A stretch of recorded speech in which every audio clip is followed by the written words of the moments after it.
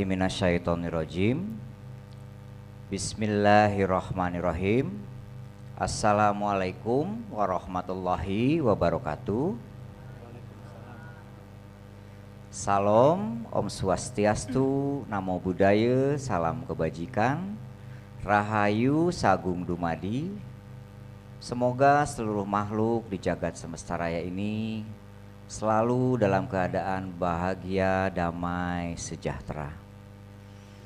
Ayah bunda sekalian yang hadir di studio ataupun yang sudah bergabung di channel YouTube ataupun TikToknya official Saiful Karim, selamat datang, selamat bergabung kembali di acara 2 mingguan kita semua, yaitu Ngariksa, Ngaji Rasa Menyelami Makna Semesta. Dan pada hari ini alhamdulillahirobbilalamin, Senin 13 Oktober 2025, kita hadir kembali dengan judul yang tentu saja selalu luar biasa dan selalu baru untuk menjadi pencerahan dan tambahan wawasan bagi kita semua. Pada hari ini kita akan membahas satu tema yang sangat penting untuk bekal kita dalam meniti ke dalam diri, terus untuk menyadari kesadaran dalam diri. Judul yang kita ambil, yang disiapkan untuk bahasan kita pada siang hari ini adalah menemukan pusat kendali dalam diri.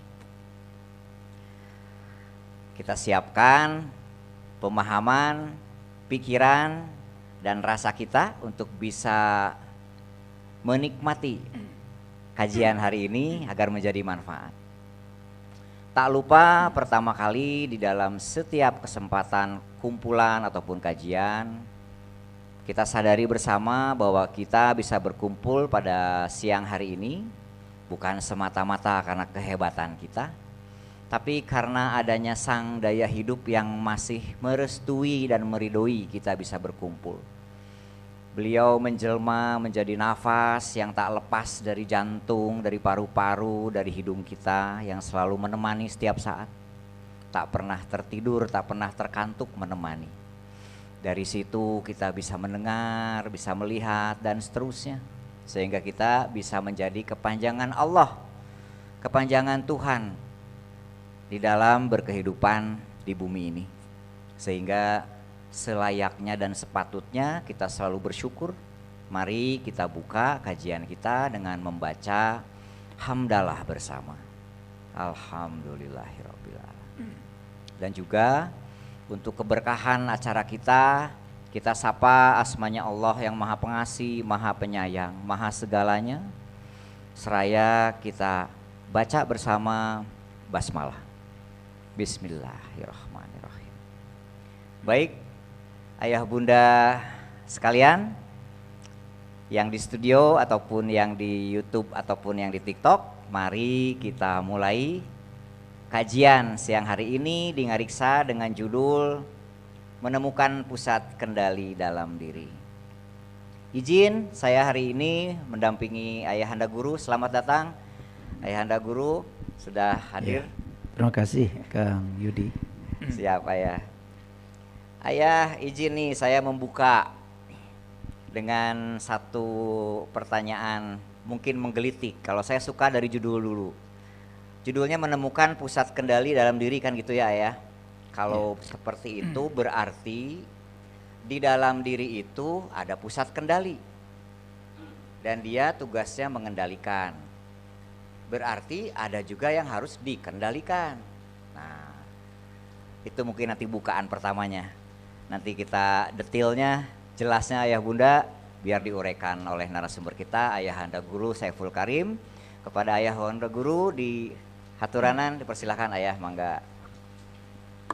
Ya, hatur nuhun Kang Yudi. Pertanyaan yang sangat cerdas, mendasar.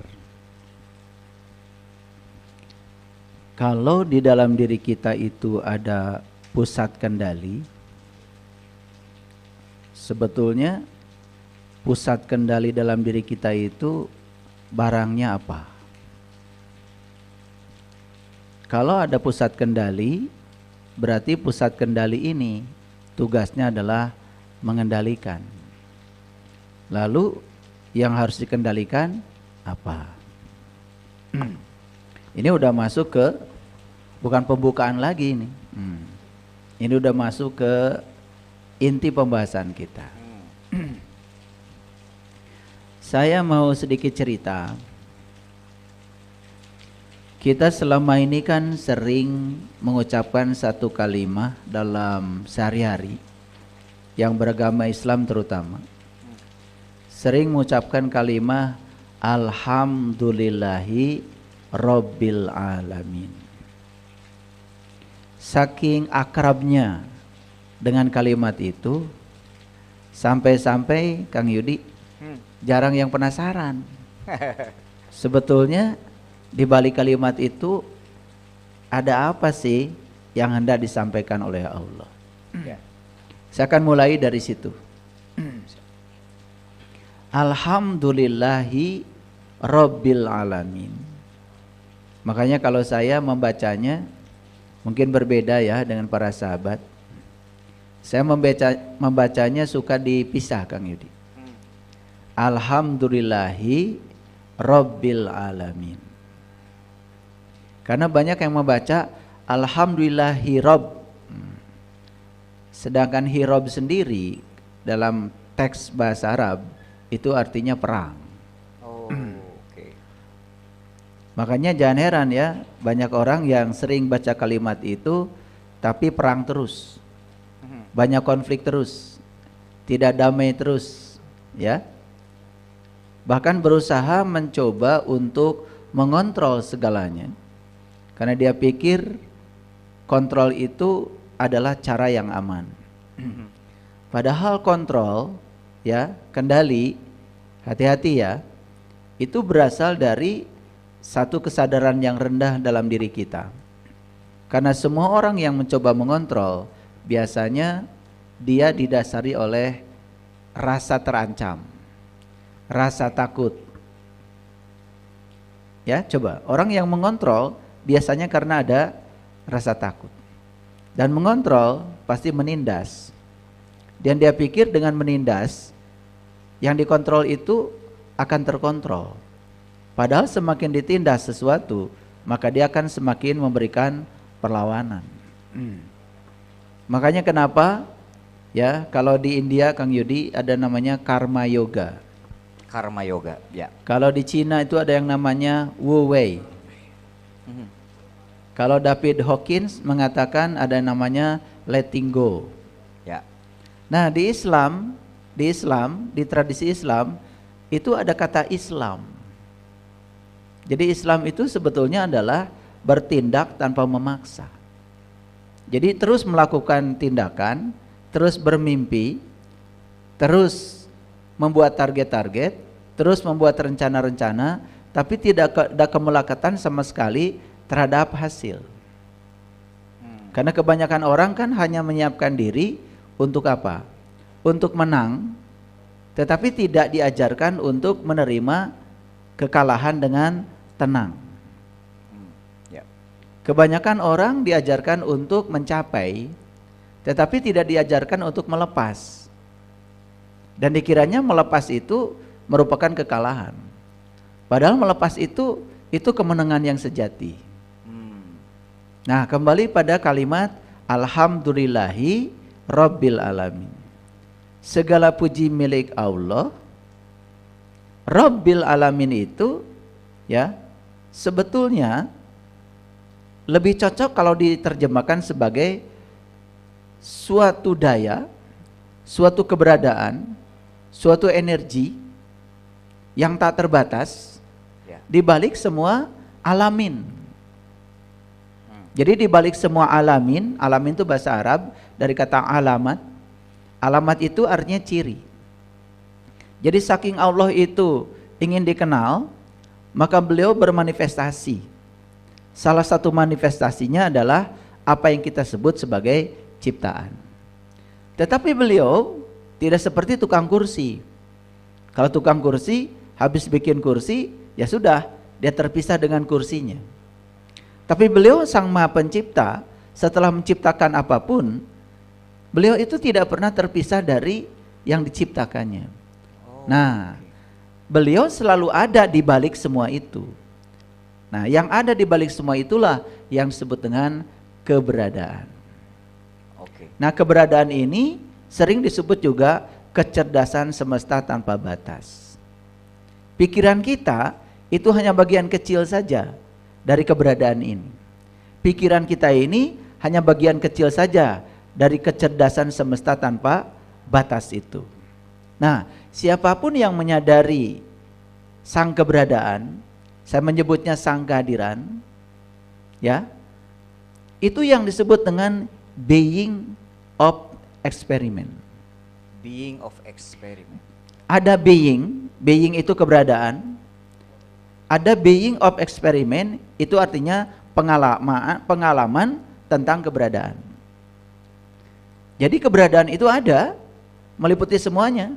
Tapi ada yang menyadari keberadaannya, ada yang tidak menyadari keberadaan itu. Nah, mereka yang menyadari keberadaan itu yang disebut dengan sedang mengalami experience of being. Oke. Experience of being. Jadi experience of being itu adalah pengalaman tentang keberadaan. Nah, itu sebabnya ya, kenapa di dalam Al-Qur'an ada kata-kata alhamdulillahi rabbil alamin, segala puji habis buat Allah, sang keberadaan.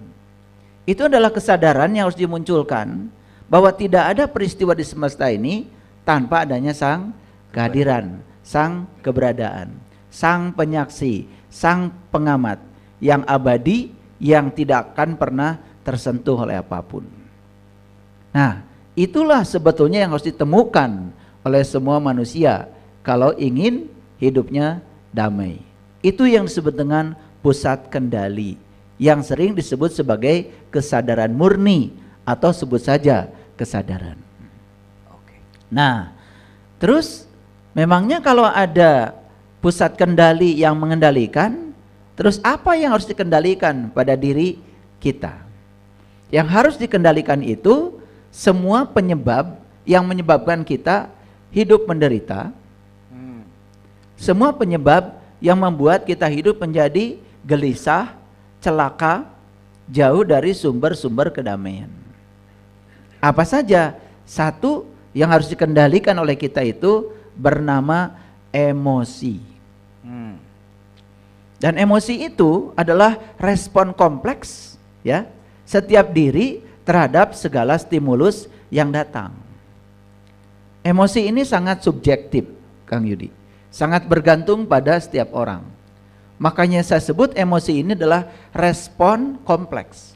Respon kompleks. Karena setiap orang itu kompleks, sangat kompleks. Tergantung di mana dia dibesarkan, di lingkungan seperti apa dia dibesarkan, lalu bagaimana dia selama ini ya menerima semua input-input yang berasal dari lingkungannya. Maka disebut sebagai ya respon kompleks terhadap stimulus yang datang dari luar atau rangsangan yang datang dari luar. Yang kedua, emosi itu terkadang juga bukan subjektif tapi juga fluktuatif. Sangat tidak terkontrol, sangat fluktuatif. Ya, lihat coba orang kadang-kadang mengalami kesedihan, sedih sekali.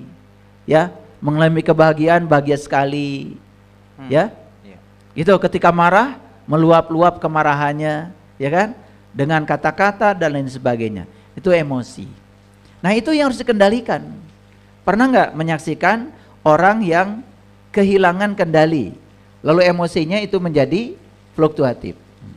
Harus dicatat bahwa yang saya maksud adalah dikendalikan, bukan dimatikan. Ya, bukan dimatikan, bukan ditiadakan, bukan dinegasikan, tapi dikendalikan. Berarti dikendalikan itu biarkan saja dia ada. Tetapi dia sebagai guru yang menyamar lah kan. Dia sebagai sesuatu yang harus bermitra dengan kita. Ingat ya, emosi itu penting. Kalau batas-batasnya tidak dilampaui. Emosi itu berguna kalau batas-batasnya tidak dilampaui. Begitu batasnya dilampaui, itulah yang akan menimbulkan hal yang destruktif. Sehingga banyak orang yang kemudian, mohon maaf ya, membunuh orang lain, mencelakakan orang lain, ya, menyakiti orang lain, karena emosinya itu sudah di luar kendali. Ya. Tuh. Yang kedua yang harus dikendalikan itu adalah pikiran. Nah, banyak orang yang bukan sekedar tidak bisa mengendalikan pikiran, malah sama sekali dia dikendalikan oleh pikirannya. Nah, orang yang dikendalikan oleh pikiran, ini orang yang belum bisa menggunakan pikirannya. Dia sedang digunakan oleh pikirannya. Saya mau nanya sama Kang Yudi. Kang Yudi pernah nonton film nggak? Sering ya. Di bioskop? Suka ya. Oke. Ketika Kang Yudi nonton film, ya nonton film, apapun judulnya, sering larut nggak emosi Kang Yudi ke dalam alur cerita film itu? Sering ya, bahkan ada ikut marah, malah kadang meneteskan air mata. Oke. Nah, ini contoh yang bagus ya. Kalau saya terus terang, sampai sekarang itu belum bisa menikmati film. Jadi kalau ke bioskop itu, saya minta disediakan makanan aja sama anak-anak. Padahal sudah di VVIP, ya, atau disediakan bed yang saya bisa tidur. Jadi untuk menyenangkan anak-anak, saya tetap pergi ke bioskop, tapi saya tidur. Kenapa? Karena saya sadar sebetulnya yang saya tonton itu bukan kebenaran. Jadi saya itu karena seringnya meditasi, sudah ada jarak antara pikiran dengan kesadaran saya. Sehingga ketika saya nonton film, saya seperti sedang nonton pikiran saya. Makanya kalau pikiran saya sedang bicara, self talk misalkan, Ya. atau overthinking misalkan, saya tidak percayai, biarkan aja. Jadi pikiran itu ya sudah diberi jarak oleh saya. Sehingga ketika dia bicara, saya tidak pernah larut apa yang sedang dia bicarakan. Karena apa? Saya kan hidup dengan tubuh. Dan tubuh itu hidup saat ini. Bagian dari tubuh yang paling penting itu adalah nafas. Dan nafas itu pasti saat ini. Sedangkan pikiran kan tidak suka saat ini. Sukanya masa lalu atau masa depan. Makanya coba perhatikan, ada orang yang tubuhnya di saat ini, tapi pikirannya tidak di saat ini. Ini orang sedang menderita sebetulnya. Sedang menderita. Cuma dia tidak sadar dengan penderitaannya. Makanya kenapa saya ingin mengangkat topik ini, Kang Yudi. Kelihatannya mungkin bagi orang yang sangat awam, aduh itu judul sepele banget. Menemukan pusat kendali di dalam diri, ya. Karena yang cerita gini juga udah banyak gitu. Oh tidak. Saya cerita yang berbeda dari kebaikan banyak orang. Ya. Nanti kita coba dalami ya.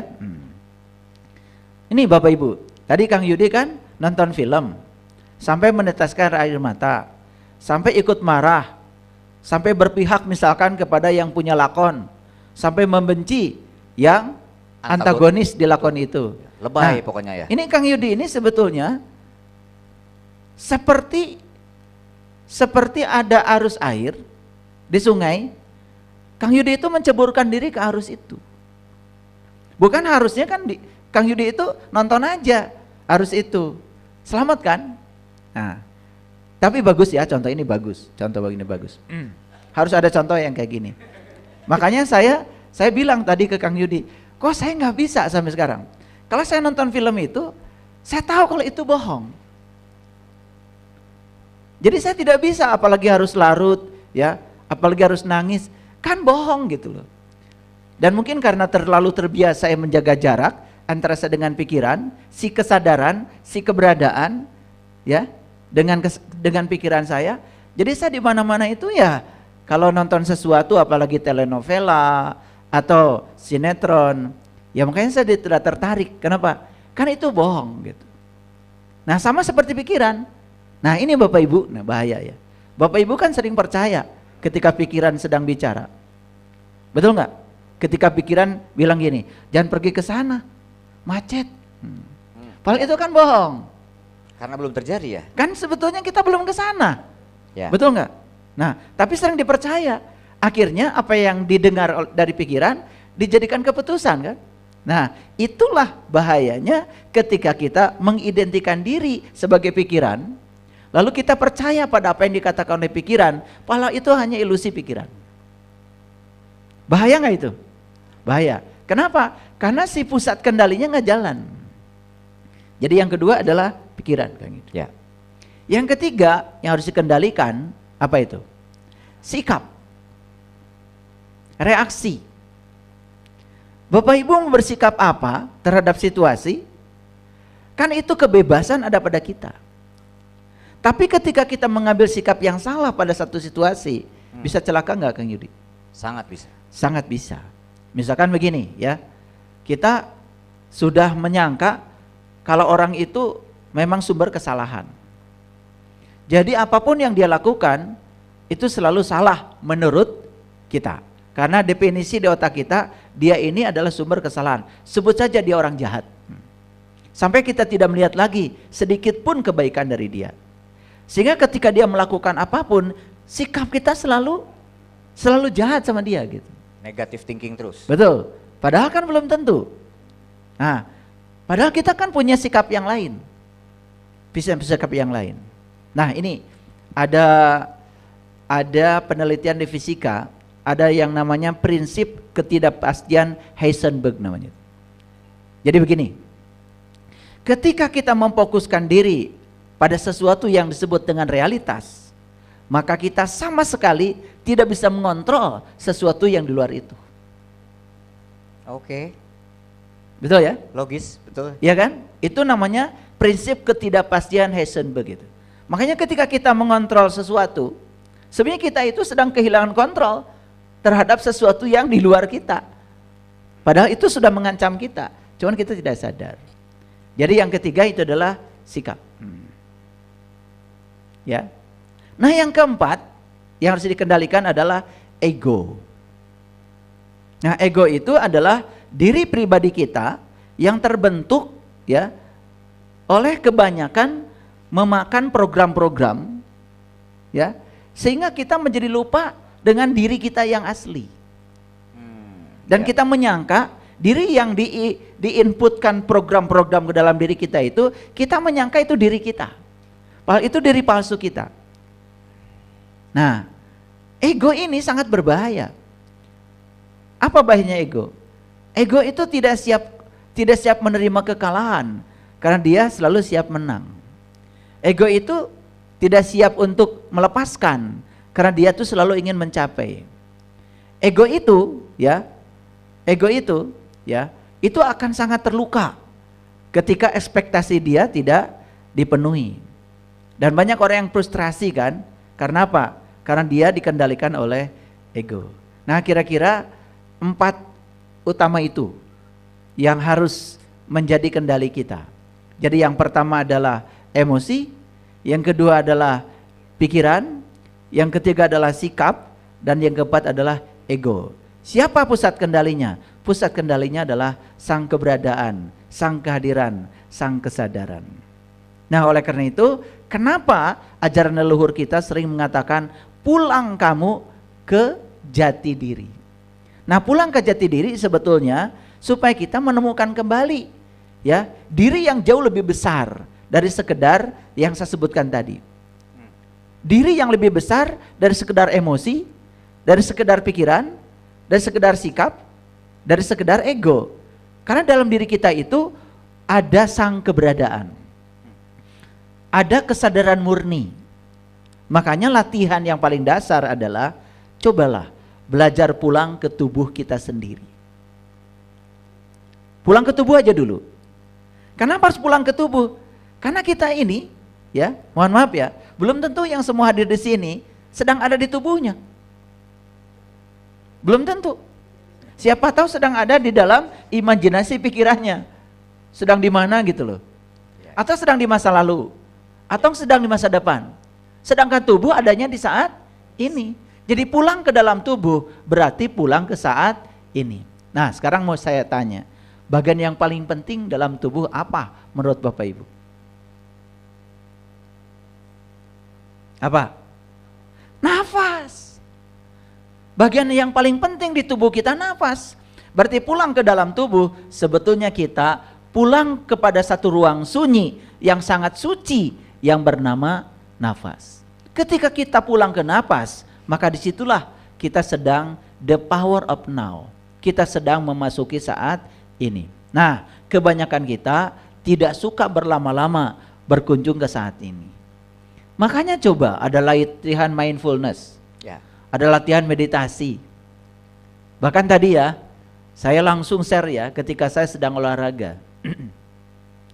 Saya kalau olahraga ya, mulai dari saya pakai baju, saya sadari, saya hadir. Bagaimana tangan itu bisa mengancingkan baju, saya sadari. Begitu tangan bisa pakai sepatu, mengencangkan tali sepatu, saya sadari. Saya kemudian merasakan betapa ajaibnya ya tangan ini. Bagaimana Allah menciptakan tangan ini begitu fleksibel. Ya, mengikatkan tali sepatu bisa. Semua melakukannya bisa. Karena saya sadari, akhirnya saat saya sedang memasangkan tali sepatu itu mau olahraga, air mata saya mengalir. Sangat mengagumkan hidup itu. Saya bernafas, nyaris tidak diperintah oleh saya. Jantung kita saya berdetak, nyaris tidak pernah diperintah oleh saya. Ginjal saya menyaring darah, nyaris tidak pernah diperintah. Bayangkan betapa besar cinta kasihnya sang keberadaan. Tanpa perintah kita, semua diberikan sepenuhnya kepada kita.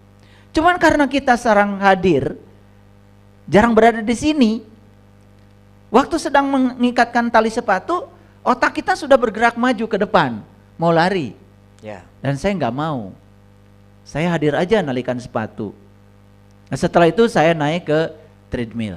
Kemudian gitu saya pejamkan mata, kemudian saya mulai lari. Saya pasang untuk 7 kilo.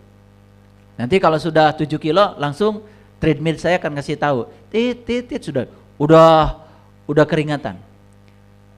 Nah, sepanjang saya sedang lari itu, saya betul-betul hadir. Apa yang terjadi? Ternyata ada intuisi yang masuk ke dalam otak saya.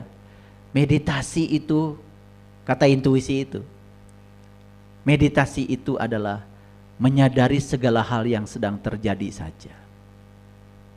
Dan tempatnya bisa di mana saja, bisa kapan saja. Tidak perlu gunung, tidak perlu bikin tempat yang tinggi-tinggi di gua, Di hutan. karena meditasi itu cukup kamu menyadari apa yang sedang terjadi.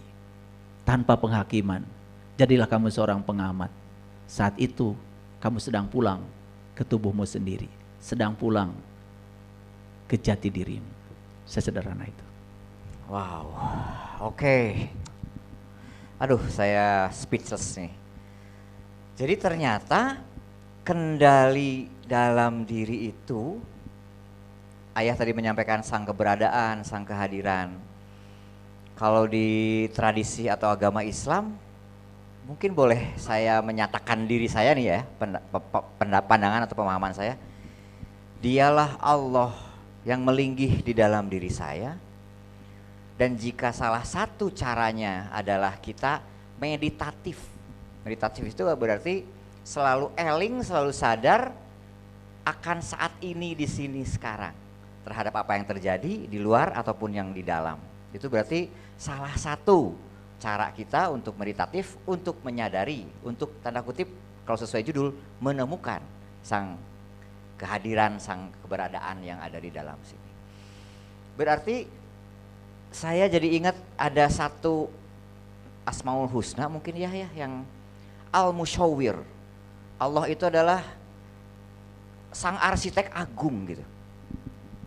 Boleh nggak saya sebut kendali dalam diri saya atau setiap diri manusia? Itulah sang musawwir, Al-Musawwir, yang apa sih yang tidak beliau berikan kepada kita. Berarti tugas kita bersyukur dan memanfaatkan apa yang beliau beri ya. Itu enggak ya? Ya. Kang Yudi kan dari tradisi Islam. Saya kembali lagi pada kalimat alhamdulillahi. Segala puji hanya milik Allah. Jadi Allahnya kan sudah disebut di situ. Dan kalimat lanjutnya apa? Rabbil alamin. Sering diterjemahkan Tuhan semesta alam. Ya kan?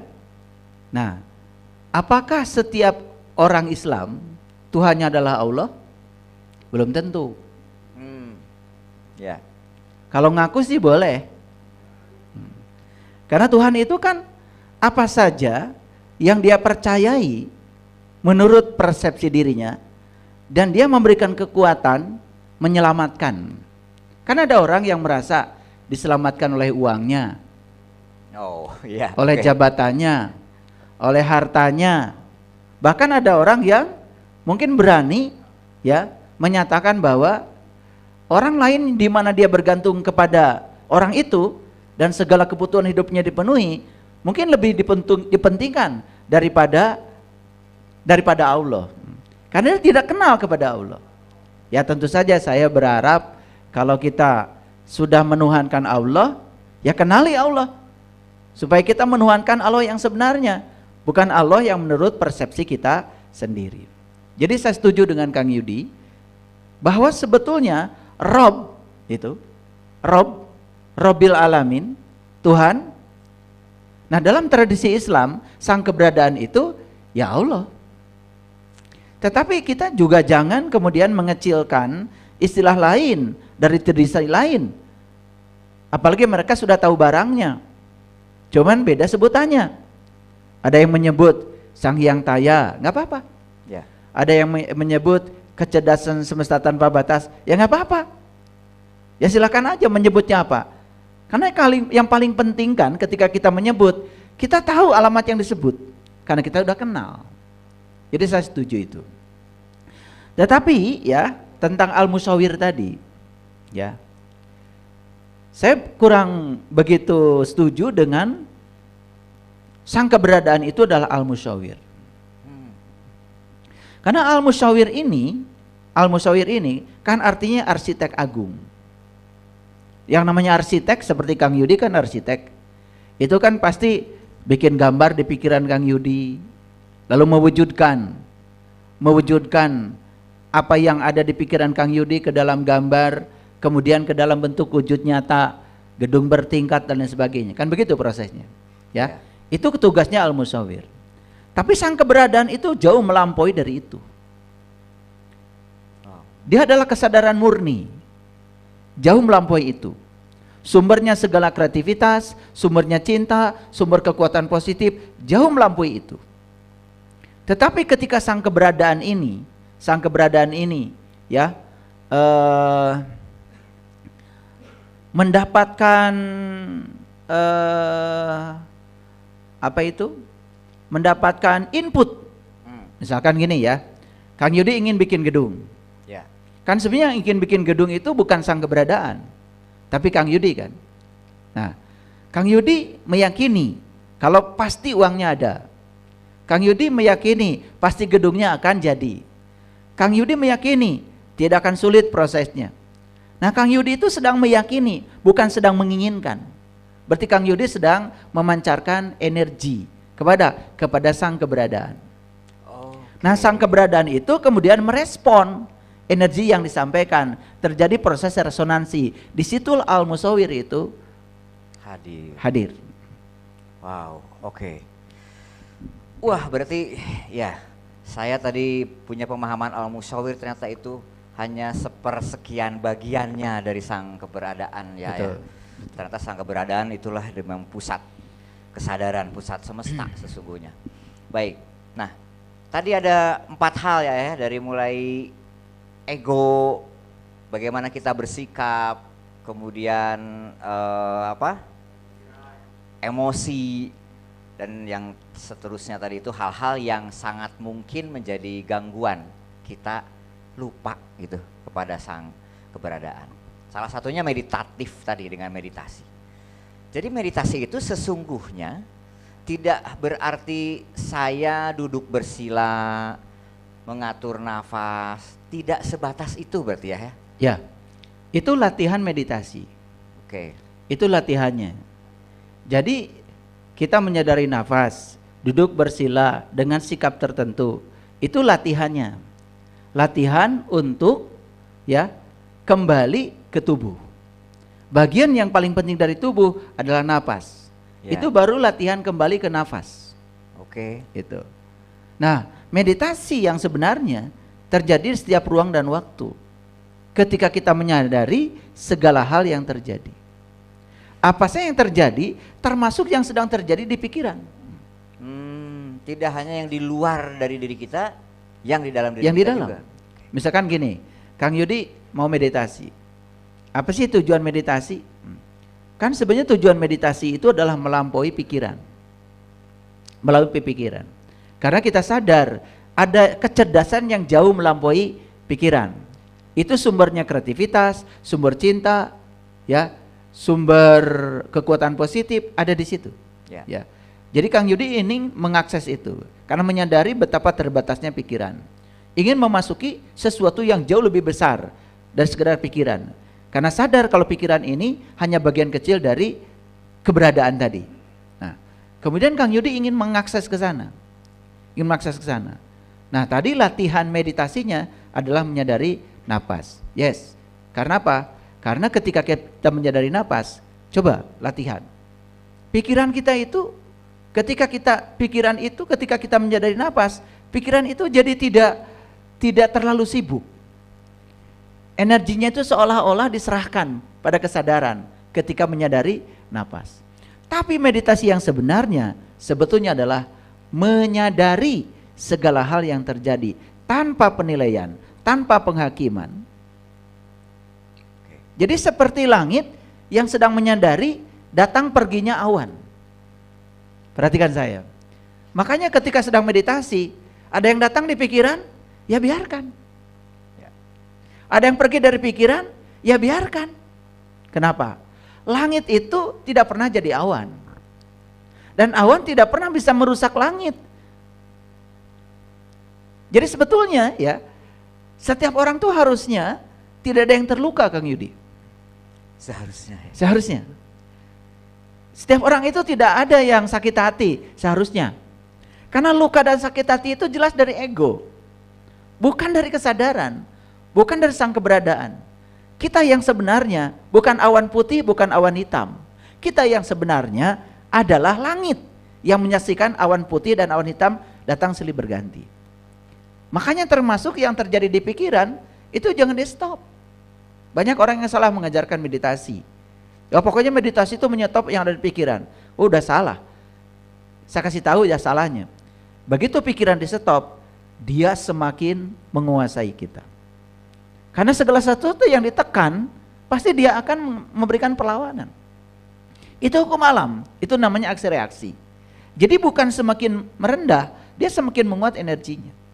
Tapi ketika pikiran itu ditonton saja oleh kita, makanya kita ini sebenarnya bukan yang berpikir. Kita ini adalah si pengamat bagi yang sedang berpikir. Makanya ketika pikiran datang, apapun pikiran itu, tonton saja. Jika perlu, katakan, saya sedang menyaksikan kamu. Saya mengakui kamu ada. Silakan kamu datang, silakan kamu pergi. Saya tidak akan menilai kamu. Begitu. Tetapi bukan berarti pikiran itu buruk ya, jangan lupa. Pikiran ini mitra, pikiran ini alat. Persis pikiran itu kayak pisau. Bapak Ibu ya, perlu pisau enggak? Perlu kan? Perlu pisau ya. Tapi pisau punya dua kemungkinan.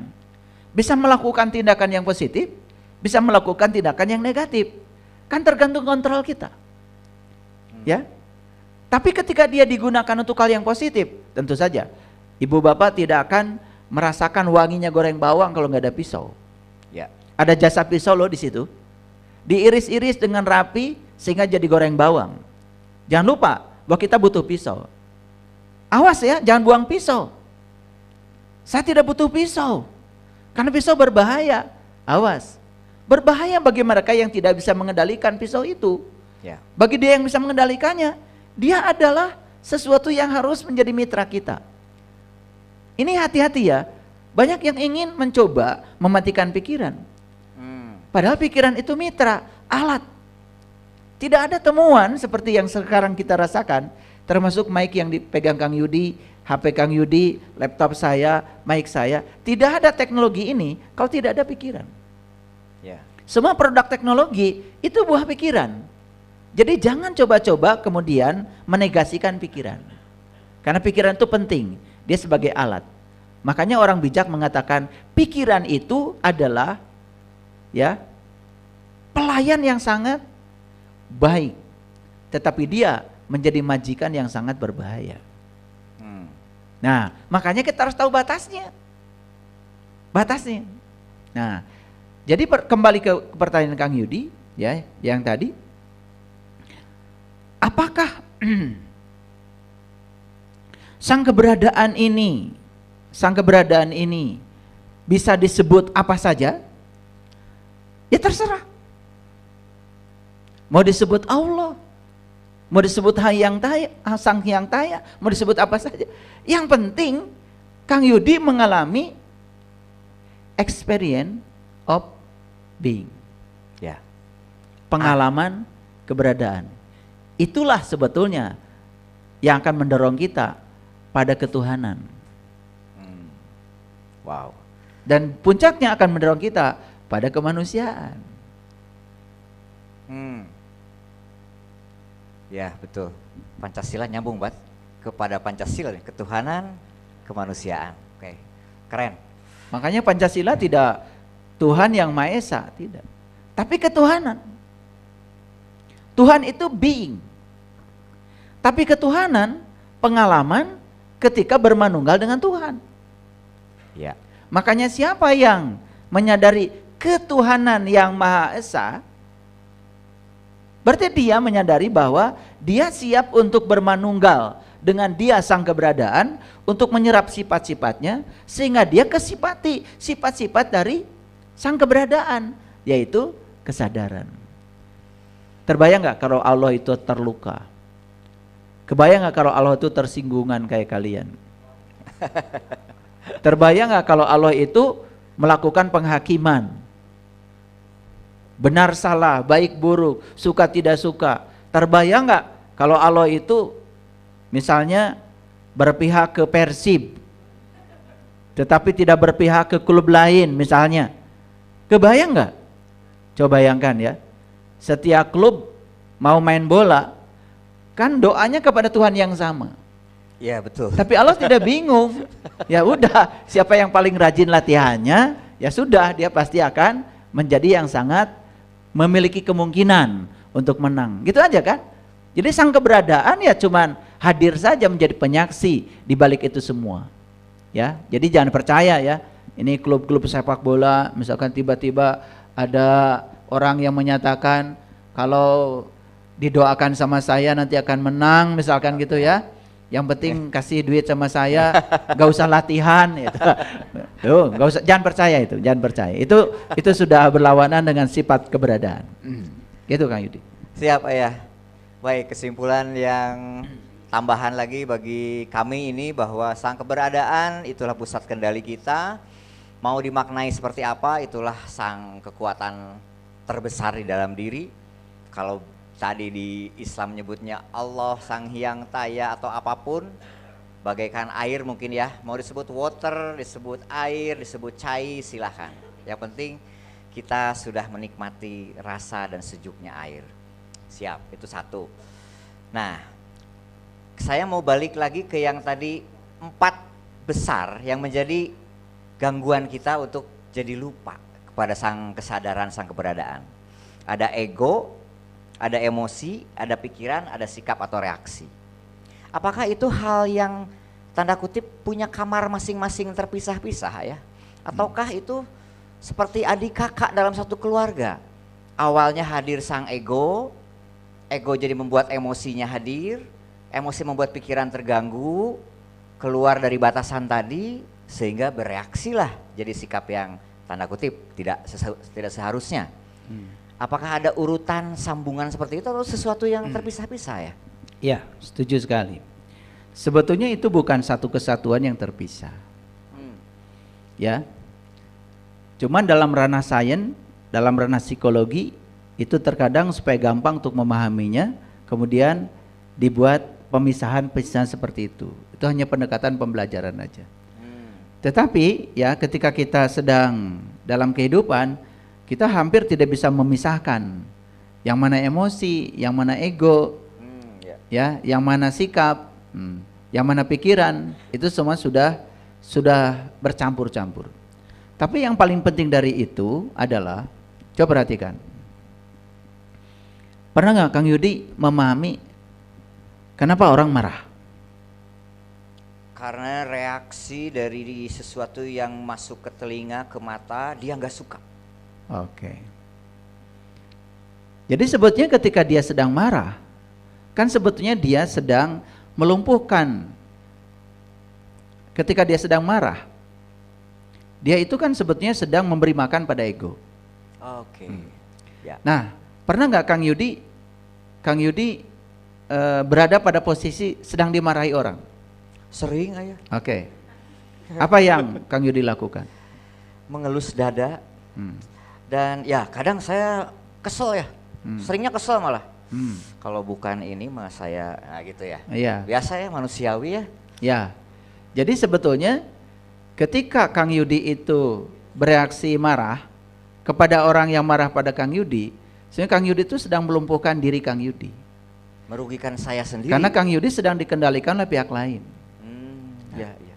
Ketika kita gampang dikendalikan oleh pihak lain, itu bukti bahwa di dalam diri kita sang kekuatan tadi, sang keberadaan tadi, ya, sang kehadiran tadi nyaris tidak berdaya. Makanya sebenarnya orang-orang yang sakit hati itu karena sang keberadaan dalam dirinya tidak berdaya. Orang yang keselan, ya, orang yang marah, ya, itu ada orang yang sang keberadaan dalam dirinya itu nyaris tidak berdaya. Sebenarnya dia itu ya tidak sedang menjadi dirinya sendiri, bahkan melupakan dirinya. Dari diri sejatinya itu dia lupakan. Ada satu kekuatan dalam dirinya yang luar biasa, tapi dia tidak menyadarinya kekuatan itu. Sehingga kekuatan itu nyaris tidak bisa menjadi kendali. Nah, akhirnya apa? Dia dikendalikan oleh situasi, dikendalikan oleh pihak luar. Kan ada orang ya ketika disulut ya oleh satu peristiwa, misalnya sebut aja ya, di satu tempat kan pernah ada kejadian, ada orang diteriaki maling. Nah, kemudian dia itu langsung saja ngambil tongkat, ngambil apa ya, tanpa bertanya. Orang yang diteriaki maling itu tiba-tiba digebukin gitu Kang Yudi. Nah itu kan sebetulnya orang yang lumpuh. Orang yang sedang gebukin orang lain itu orang yang sedang lumpuh. Sang keberadaan, sang kesadaran, energi murni dalam dirinya itu lumpuh. Nah yang sedang bekerja pada dirinya, sedang mengendalikan dirinya apa? Yang tadi, emosi, ya toh, sikap, kemudian pikirannya, kemudian egonya. Nah ini yang sering terjadi dalam kehidupan sehari-hari. Coba bayangkan ya, sekarang ini ya, saya kan pernah membuat judul di YouTube, judul kajian saya, ya, perbedaan antara niat sejati dengan ego. Nah itu sudah saya rinci supaya semua orang sadar kalau dia beraktivitas itu sebenarnya yang menggerakkan dia itu apa? Apakah niat sejati atau ego? Ya contoh sederhana. Bapak Ibu kalau bekerja, misalnya kalau bekerja, cari uang misalnya ya, itu yang menggerakkan niat sejati atau ego? Ego. Ya. Nah sekarang gimana bekerja digerakkan niat sejati? Harusnya menggunakan konsep Bismillahirrahmanirrahim. Lepaskan pikiran kita tentang uang. Sudah saja saya ingin menjadi kepanjangan tangan Allah, menyampaikan cinta kasih Allah lewat pekerjaan saya, keahlian saya, profesi saya kepada orang yang butuh pertolongan saya, gitu. Kan uang sebetulnya tidak usah dipikirkan, pasti akan mencari kita. Betul nggak?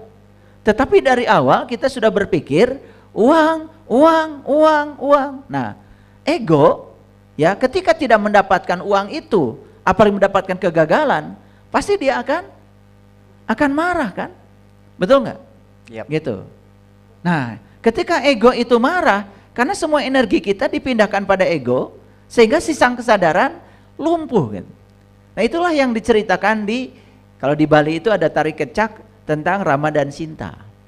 Jadi Rama itu adalah diri kita, Sinta itu adalah kesadaran yang ada pada diri kita. Tapi sang kesadaran ini kerap kali ya pergi karena dibawa jalan-jalan sama Dasamuka, namanya Rahwana. Nah, Rahwana itu kan penguasa negeri Alengka. Alengka itu bahasa Sanskerta, arti yang sebenarnya adalah pikiran. Nah, ketika kita dikuasai oleh pikiran, oleh Rahwana, maka kita sedang mencuri Dewi Sinta. Dewi Sinta itu ditenggelamkan sehingga Rama kehilangan kesadaran. Nah, karena dia sedang dikuasai oleh pikirannya, oleh diri palsunya, oleh egonya. Apa yang terjadi? Pasti dia akan selalu ya menimbulkan penderitaan bagi dirinya, juga penderitaan bagi pihak lain. Coba ciri orang yang dikendalikan oleh egonya, pikiran palsunya, pasti ya dia itu menimbulkan kerusakan pada dirinya, juga kerusakan pada orang lain. Ya, contoh ya, nonton sepak bola, klub yang dicintainya kalah, itu kan? Ya, kemudian kursi dibangun lama oleh pemerintah dibakar, betul nggak? Nah, kasus yang sederhana aja. Ketika kemarin timnas Indonesia dikalahkan Irak, sebenarnya kalau saya melihat permainan timnas kita itu udah luar biasa, sangat luar biasa, peluangnya banyak. Cuman karena tidak menang, tiba-tiba air mineral, saya belum pernah melihat pemandangan di luar negeri di mana botol air mineral itu dilempar ke lapangan, belum pernah melihat itu. Dan itu terjadi kemarin di Jeddah. Dan pelakunya pendukung timnas Indonesia pakai burung Garuda.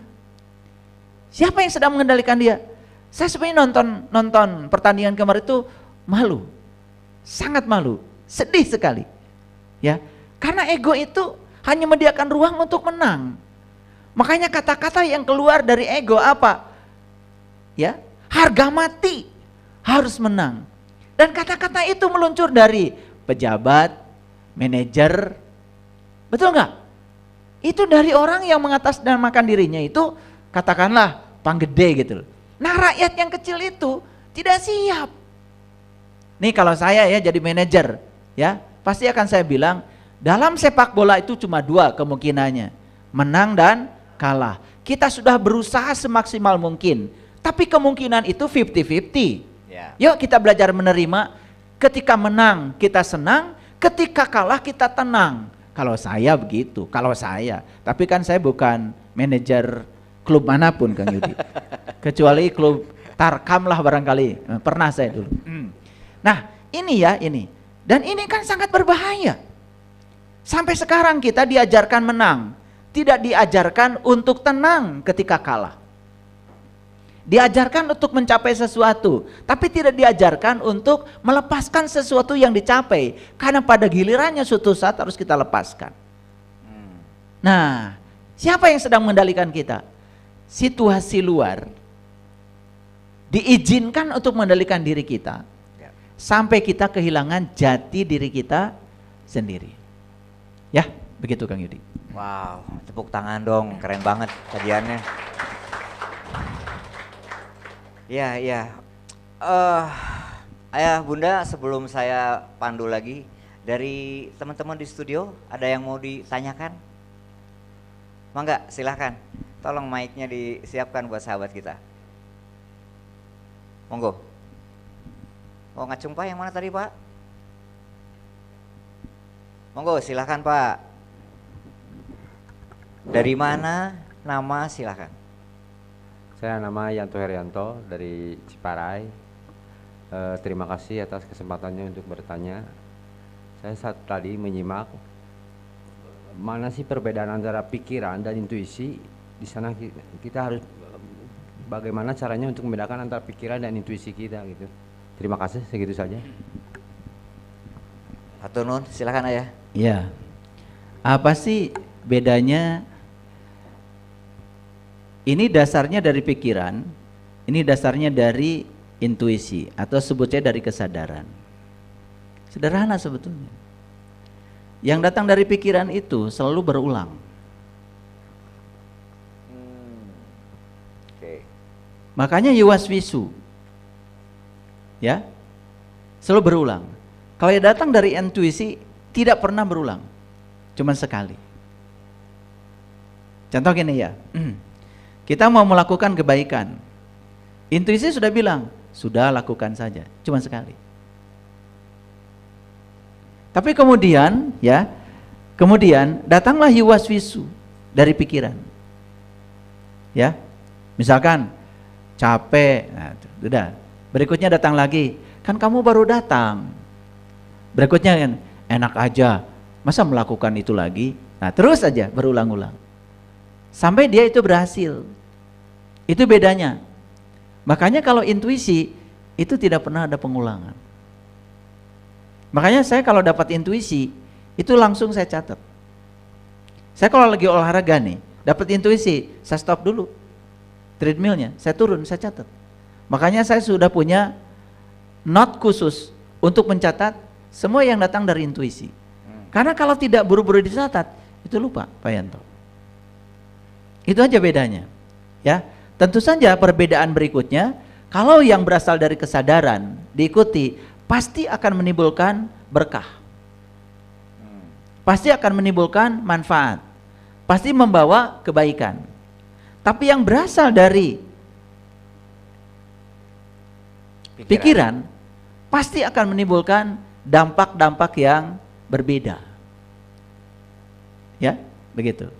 Nah, terus begini. Kadang-kadang kan kita suka bicara, Kang Yudi, mau kemana Pak Yanto? Saya mau ikut pencerahan. Tapi kalau ditanya, emang pencerahan itu apa? Nah, mulai bingung kan biasanya. Ya, kalau ditanya kan biasanya bingung. Sebenarnya pencerahan itu apa sih?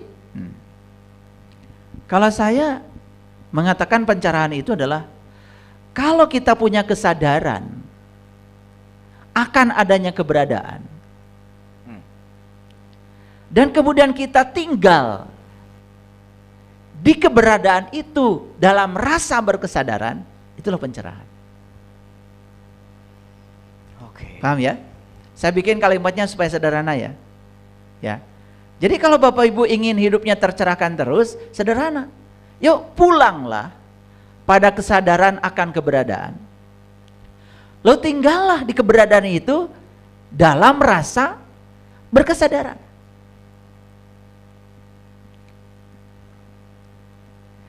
Tidak akan mudah kita dihancurkan.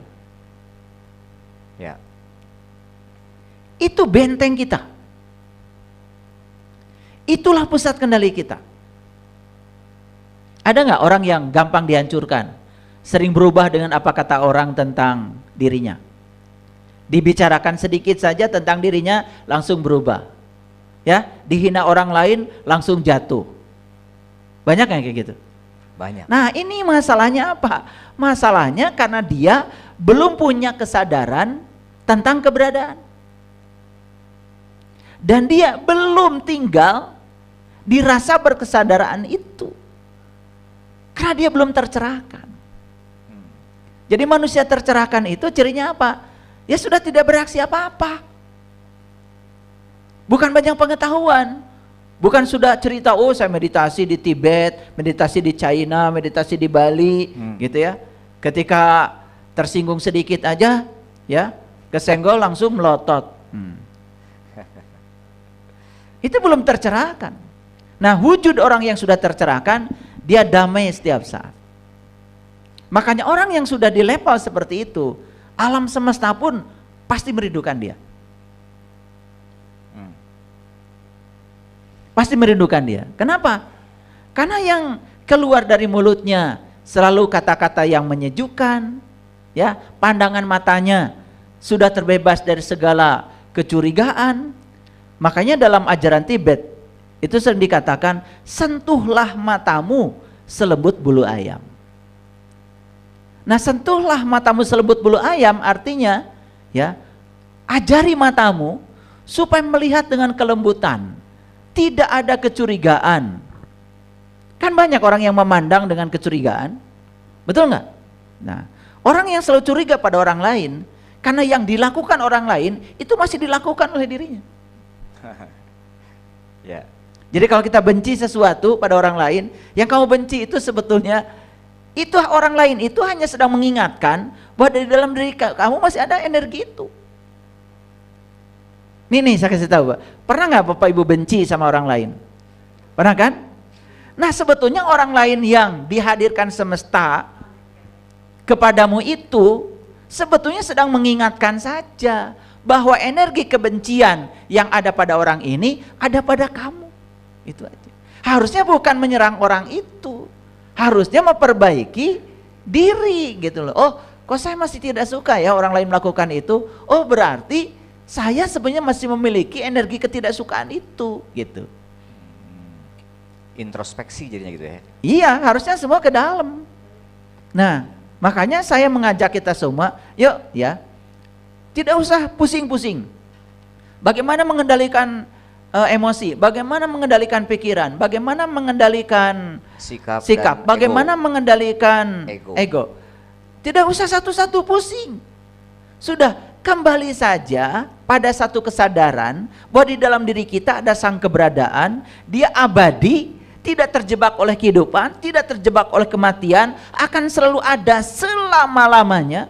Pulanglah pada kesadaran keberadaan itu dan tinggal di rasa berkesadaran. Yang 4 saya sebutkan satu-satu tadi itu, seolah-olah makhluk yang berbeda itu lumpuh dengan sendirinya. Saya bukan berbicara teori karena saya bukan ahli teori. Saya nggak suka teori-teori. Saya sedang berbicara pengalaman saya. Bukan berarti saya sudah selesai, bukan berarti sudah selesai. Ya, tapi saya terus ya belajar. Terus belajar. Terus belajar untuk selalu tinggal di kesadaran akan keberadaan itu. Kalimat yang saya pakai sama seperti kalimat yang Bapak Ibu pakai.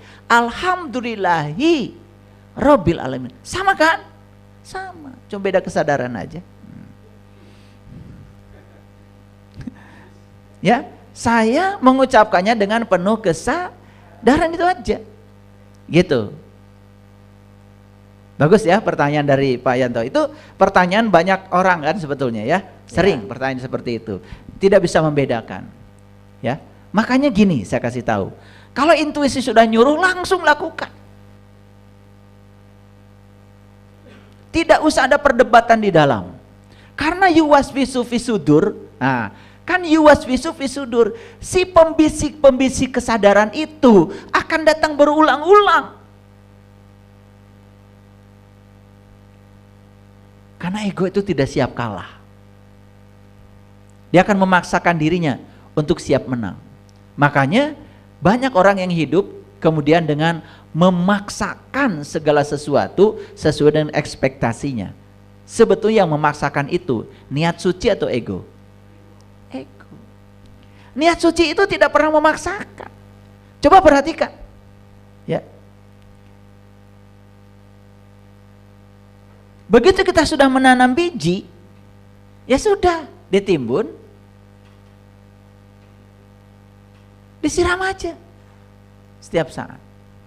Karena dia sadar yang akan menumbuhkannya bukan dia, sang keberadaan di balik semua itu.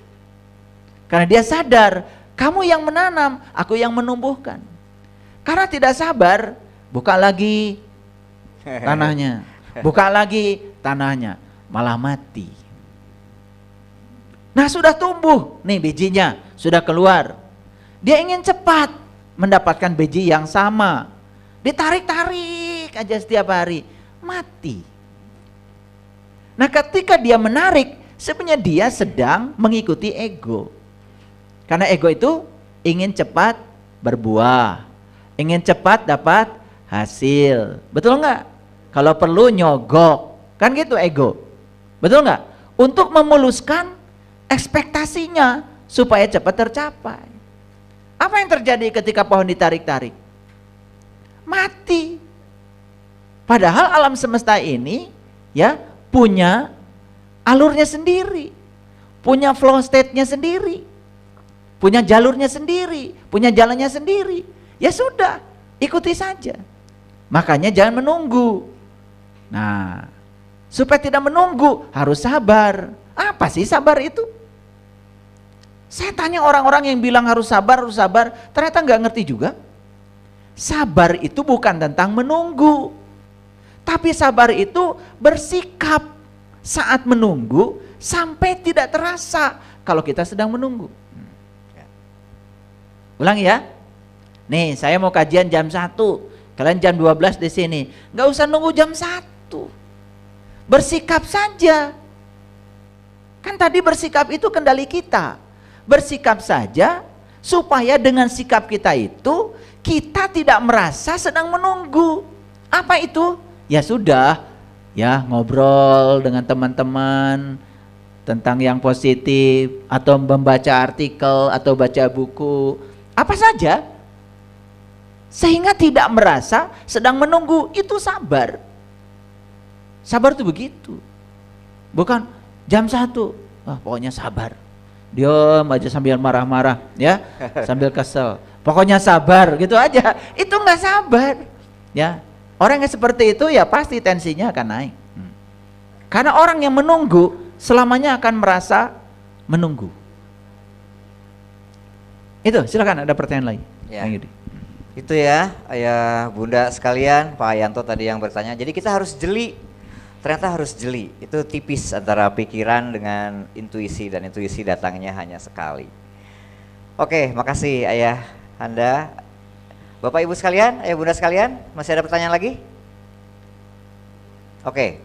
Kalau belum ada, izin saya lanjutkan ya diskusi, mewakili ayah bunda juga ya. Yang 4 hal tadi ya, dari mulai pikiran, emosi, ego, sikap, itu kan jangan sampai mengganggu. Agar tidak mengganggu, saya jadi ingat ada, saya nyebutnya ilmu jeda. Ilmu jeda itu jangan langsung bereaksi. Segala sesuatu itu perhatikan dulu. Karena di dalam sepersekian detik itulah sesungguhnya proses kita mudik kembali eling kepada sang keberadaan. Kalau di tape itu kan zaman dulu ada yang namanya pause, play, pause dulu. Kalau misalkan mau mengingat yang sebelumnya, tadi ngomong apa ya, nyanyi apa ya, pause dulu, catat, ingat-ingat. Analoginya seperti itu. Itu terkait pemahaman tentang pentingnya jeda sejenak untuk memaknai apa yang terjadi, jangan sampai mengganggu. Itu benar nggak ya? Ya, saya setuju ya. Salah satu latihan supaya energi pada emosi, energi pada pikiran, energi pada sikap reaksi itu ya yang sangat reaktif, energi pada ego itu melemah. Itu salah satu latihannya adalah jeda. Yang sering disebut dengan mindfulness. Sebetulnya alam semesta sudah mengajarkan itu pada kita. Contoh sederhana. Ya. Orang-orang meditasi mengatakan bahwa di proses napas itu yang paling penting adalah jeda. Kan napas itu masuk, napas keluar. Nah, makanya kalau saya dulu pernah ikutan meditasi, justru kita ini pada tingkat lanjut tidak disuruh untuk menyadari napas masuk dan napas keluar, disuruh menyadari jedanya. Oh, oke. Jadi yang awal itu disuruh menyadari napas masuk, napas keluar, itu yang awal. Tapi yang sudah tingkat lanjut meditasinya disuruh untuk menyadari jeda di antara dua nafas. Makanya ada kata-kata bijak, siapa yang berhasil menyadari jeda di antara dua nafas, dia sudah masuk pada keabadian. Itulah keabadian, itu asalnya. Wow, yes. Makanya ketika kita masuk napas itu kita hidup. Ketika kita keluar napas kita mati. Nah kalau masih terjebak hidup mati itu bukan keabadian. Keabadian itu yang sudah tidak terjebak oleh hidup mati. Mana keabadian? Ya jeda itu. Paru-paru kita tidak bisa menerima napas terus-menerus. Ternyata dia perlu jeda. Dia baru bisa menerima lagi kalau sudah mengeluarkan. Ya. Bayangkan ya orang yang serakah, pengennya nerima terus. Betul nggak? Nyedot Kapan terus. dia mau mengeluarkan? Betul nggak? Coba lihat orang serakah. Makanya kan keserakahan itu racun. Orang yang serakah itu tidak siap melepaskan. Karena egonya mengatakan kesuksesan dia, identitas diri dia adalah berapa banyak yang dia bisa kumpulkan. Berapa banyak yang dia bisa capai.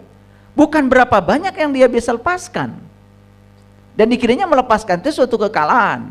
Padahal napas saja mengajarkan kita baru bisa menarik napas baru, energi baru kalau kita berani melepaskan yang lama. Nah, keberanian melepaskan seperti belajar ilmu ya. Bapak Ibu tidak mau melepaskan ilmu yang lama. Ingin ilmu itu saja, tidak siap menerima yang baru. Ya sudah, sesek. Tapi bukan sesek napas, sesek ilmu. Dan mentok di situ saja. Iya. Orang yang hanya siap menerima itu tapi tidak melepaskan, paru-paru kita aja tidak mengajarkan menerima saja. Menerima tinggal sebentar melepaskan, menerima tinggal sebentar melepaskan. Itu jeda sudah diajarkan. Saat menerima kita hidup, saat melepaskan kita mati. Jeda di antara dua itu keabadian. Makanya kalau ini masuk kepada keabadian, ya harus belajar jeda itu. Bagus yang dikatakan Kang Yudi tadi, betul sekali. Bapak Ibu ya, ketika ada sesuatu stimulus dari luar dan kita mau bereaksi, coba luangkan jeda 1-2 detik saja untuk fokus pada napas. Tarik napas yang dalam, tidak usah pakai hitungan apa-apa, cuma tarik napas saja. Begitu kita menyadari nafas, energi dari emosi, energi dari ego, energi dari sikap yang reaktif itu langsung berkurang secara signifikan, itu dan masuk pada kesadaran. Ya, jadi bagaimana cara mencuri energi dari emosi yang sedang meluap-luap? Perhatikan saya. Kalau ada kesedihan dalam diri kita, jangan dilawan, biarkan saja. Tapi itu bukan diri kita.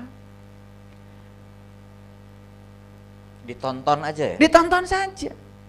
Makanya cukup ya, kita langsung bergerak, mengambil jarak dan bilang, saya terima kamu, saya akui dan saya lepaskan.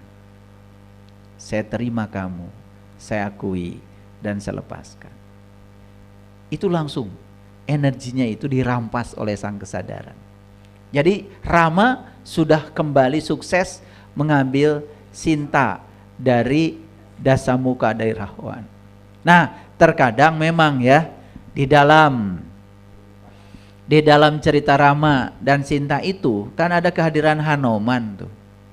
Ya. Nah, Hanoman itu ya itulah sang guru sejati yang disebut dengan guru mursid itu. Kadang-kadang kita perlu bantuan pihak lain, orang yang sangat ahli untuk itu. Nah, itulah sang guru. Makanya guru membuat jembatan. Jadi Hanoman itu kan bikin jembatan untuk mengembalikan Sinta pada Rama.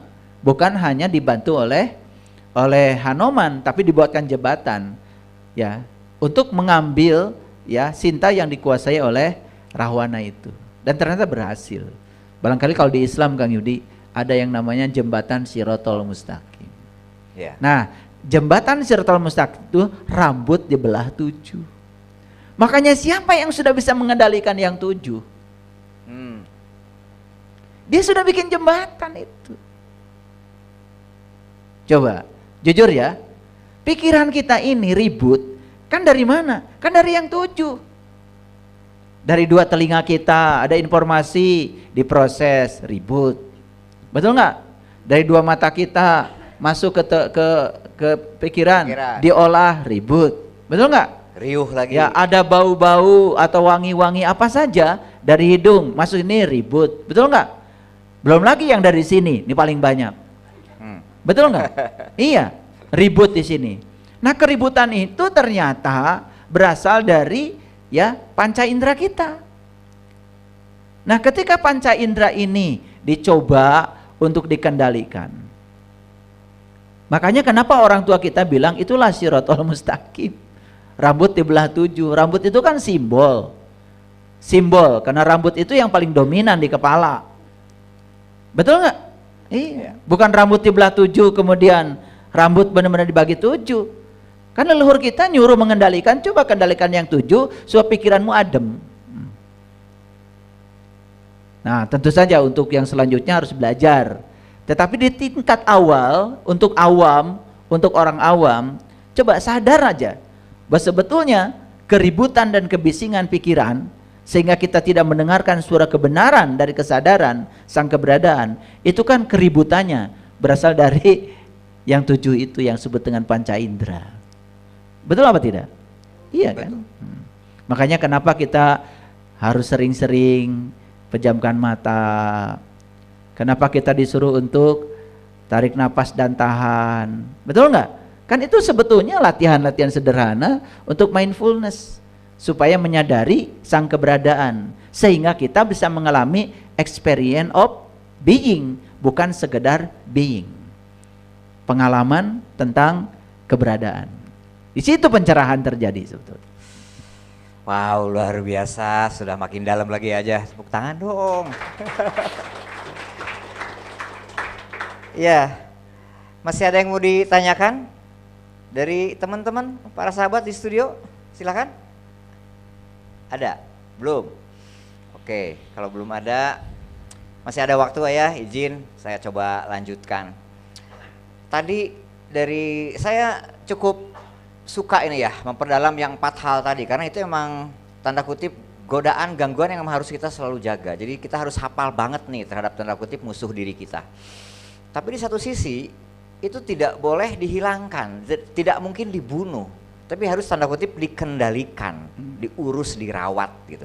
Yeah. Dan itu ada batasan. Kita boleh tanda kutip emosi itu pasti ada, tapi ada batasan maksimal yang tanda kutip jangan dilampaui. Nah, untuk 4 hal itu tadi ya, apa sebetulnya batasan-batasan untuk bekal kami semua biar kami bereaksi ya, tapi tidak reaktif gitu. Iya. Nah, itu seperti apa ya? Pikiran juga mungkin ya. Iya, betul sekali ya. Yang seperti ini itu harus rajin berlatih. Rajin berlatih. Dan latihannya itu tidak usah menyengaja harus ikut pelatihan, tidak. Harian saja di rumah. Harian di rumah. Saya kan sering mencontohkan begini. Apa saja yang kita lakukan, coba lakukan dengan kesadaran. Coba beri izin supaya ya kunjungan kita ke saat ini di sini sekarang lebih banyak. Sadari bahwa tubuh sedang hidup di saat ini. Tubuh sedang bernapas di saat ini. Sayang kalau tubuh ditinggalkan oleh kita yang sedang hidup di saat ini, karena pikiran kita berkelana ke masa lalu atau ke masa depan. Latihannya gimana? Coba, latihannya selalu seperti sekarang Bapak Ibu sedang duduk seperti ini. Sadari Bapak Ibu sedang duduk. Sadari kalau pantat kita sedang nempel di bumi. Semua sensasi yang ada di sini, sadari. Mendengar suara kipas, sadari, itu suatu kemewahan. Merasakan angin, sadari, itu suatu kemewahan. Karena semua rasa-rasa dan sensasi itu suatu saat tidak akan bisa dinikmati lagi oleh kita.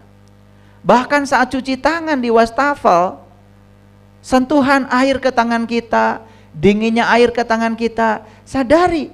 Dan satu-satunya untuk sadar, hadir. Hadir sepenuhnya di situ. Jangan izinkan ketika kita cuci tangan, otak kita sudah di meja makan. Ketika kita sedang makan, otak kita sudah di kantor. Ketika di kantor, otak kita sudah di mana? Itu yang hilang dari kita. Itu yang hilang dari kita adalah the power of now. Kekuatan saat ini. Itu latihan yang paling sederhana. Nah, nanti Bapak Ibu, Kalau sudah terbiasa dengan latihan yang sederhana itu, selalu hadir di sini saat ini sekarang, maka pengalaman tentang keberadaan yang disebut dengan pencerahan tadi, kesadaran akan keberadaan dan tinggal lebih lama di rasa kesadaran itu dengan sendirinya akan membentuk kita. Dan batas yang disampaikan oleh Kak Yudi itu nanti akan terbentuk dengan sendirinya dari dalam. Akan terbentuk dengan sendiri dari dalam. Makanya ya emosi tidak usah dibunuh. Kalau kita punya rasa sedih, rasa suka, rasa tidak suka, ya sudah biarkan saja. Tidak usah dikendalikan, tidak usah dibunuh, tapi dikendalikan. Gimana cara mengendalikannya? Saat itu muncul, akui kalau itu ada. Sadari kalau itu ada. Dan ketika kita menyadari kalau itu ada, anehnya ketika kita membuat jarak dengan dia, bahwa itu bukan saya, dan saya adalah yang sedang mengamati itu, apa yang terjadi? Energi dari emosi itu melemah. Nah, saat energi melemah, kesadaran meningkat. Kenapa? Itu hukum kekekalan energi. Oke. Jadi energi itu kekal. Ya, kekal tuh begini, ya. Saya punya energi 1000 joule. 1000 joule, ya. 1000 joule. Jadi kalau saya pakai 300 joule untuk A, ya pasti yang 700 joule buat B dong. Betul nggak? Gitu. Ya. Kalau saya pakai buat A itu adalah 200 joule, ya B pasti 800. Kalau pakai A buat A itu 100 joule, ya B-nya 900. Jumlahnya akan tetap 1000. Itu namanya kekal tuh begitu. Dia bisa berpindah energinya, tetapi tetap. Gitu. Nah, dalam diri kita tuh energi tuh kekal, Kang Yudi. Bentuk berbeda-beda. Nah, bentuk berbeda-beda. Jadi sekarang kalau 300 di kesadaran, 700 di emosi, ya emosi akan mengendalikan kesadaran. Nah, sekarang gimana caranya memindahkan yang 700 Dari yang negatif, yang 700 di emosi menjadi 700 di kesadaran. Syukur-syukur kalau semuanya. Jadi 700 di kesadaran, 300 di emosi aja. Gimana caranya? Saat emosi datang, sadari, akui kalau itu ada. Jangan diperangi. Tapi anehnya begitu disadari, diakui, kita sedang membuat jeda tadi. Ya. Kita jadi punya jarak tuh dengan emosi kita. Kalau itu bukan saya gitu. Saya itu adalah langit. Emosi itu adalah awan putih, awan hitam. Saya tidak akan larut pada awan putih dan awan hitam karena saya langit.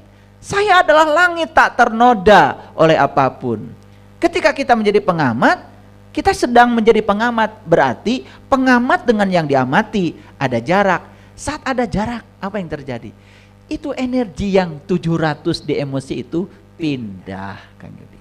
wow. Nah, saat pindah, setidak-tidaknya di emosi masih ada 300, tapi kan kesadaran sudah punya 700. Nah, si kesadaran mulai mengendalikan. Oke. Ya. Nah, ketika si kesadaran mulai mengendalikan, kita mulai terkontrol tuh. Mulai melemah, kata-kata kita mulai lebih lembut lagi, kata-kata kasar tidak terucap lagi. Ya, kita tidak menyakiti diri kita lagi, tidak menyakiti orang lain lagi. Masuk kepada keadaan stabil lagi. Kesadaran lagi. Masuk pada keadaan yang harmonis lagi. Gitu, Kang Yudi. Wow. Sama, ya. Ketika pikiran juga begitu.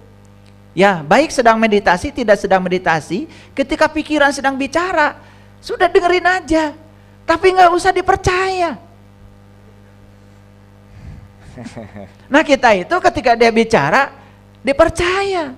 Ketika dia sedang overthinking, ketika dia sedang self talk, Ya. sedang bicara sendiri nih, kamu sedang ngelamun, bicara sendiri aja. Kamu percaya, tidak ada jarak antara kamu dengan pikiranmu. Apa yang terjadi? Maka kita akan mengidentikan diri, seolah-olah diri kita adalah pikiran itu. Sudah, semua yang dibicarakan pikiran karena dipercaya, itu akan menjadi kenyataan. Ya. Tetapi apakah boleh kita mencipta di pikiran? Boleh, karena pikiran itu kreator kehidupan.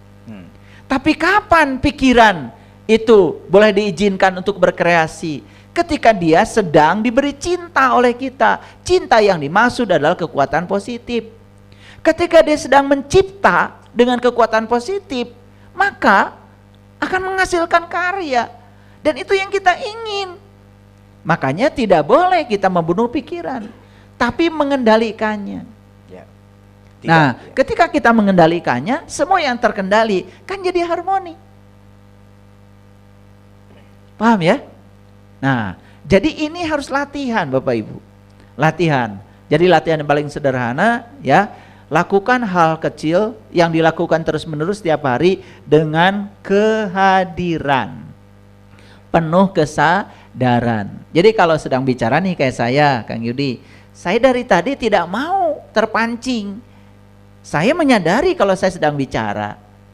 Saya menyadari kalau saya sedang berpikir. Tetapi yang mengendalikan saya di belakang itu kan mengontrol. Jangan sampai saya mengeluarkan kata-kata yang tidak pantas. Tidak pantas. Jangan sampai saya mengeluarkan kata-kata yang menyakiti pendengar. Jangan sampai saya mengeluarkan kata-kata yang menimbulkan perpecahan. Karena apa? Si kesadaran murni, dia itu tidak mungkin mengeluarkan kata-kata yang bukan cinta. Ya. Si kesadaran murni ini pasti akan selalu ngasih input yang wujudnya adalah kekuatan positif, yang namanya cinta. Nah, kalau kita merujuk pada kesadaran murni kita, apa yang terjadi Bapak Ibu? Ada nggak manusia yang menderita kalau dia sudah mengikuti kesadaran murni? Tidak ada. Ada nggak manusia yang miskin kalau sudah mengikuti kesadaran murni? Tidak ada. Ada nggak manusia yang bodoh kalau sudah mengikuti kesadaran murni? Tidak ada. Karena kesadaran murni itu adalah sumber cinta, disebut Ar-Rahman, Ar-Rahim.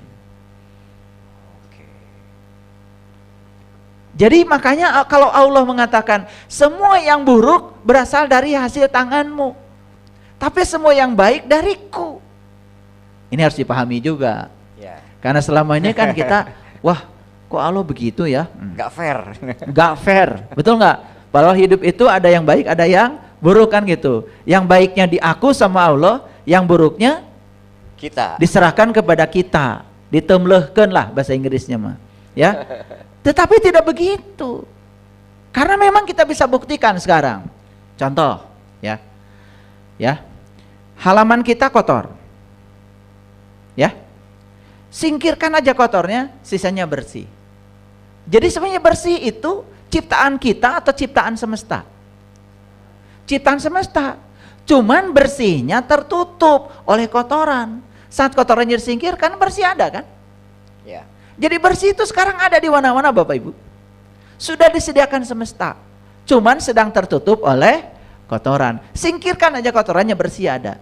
Makanya tidak ada orang yang menciptakan bersih. Karena bersih itu buatan semesta, disediakan oleh semesta. Clear sampai sini? Oke, sekarang saya mau nanya, apakah bahagia disediakan semesta?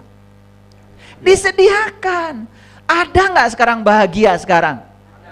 Ada nggak bahagia pada semua orang? Lah, kenapa banyak orang yang tidak bahagia? Sedang tertutup oleh penghalang yang menyebabkan kebahagiaan tidak kelihatan lagi. Karena dia sedang berfokus pada penghalang itu. Singkirkan yang menghalangi kebahagiaan itu, kamu akan bahagia. Keren.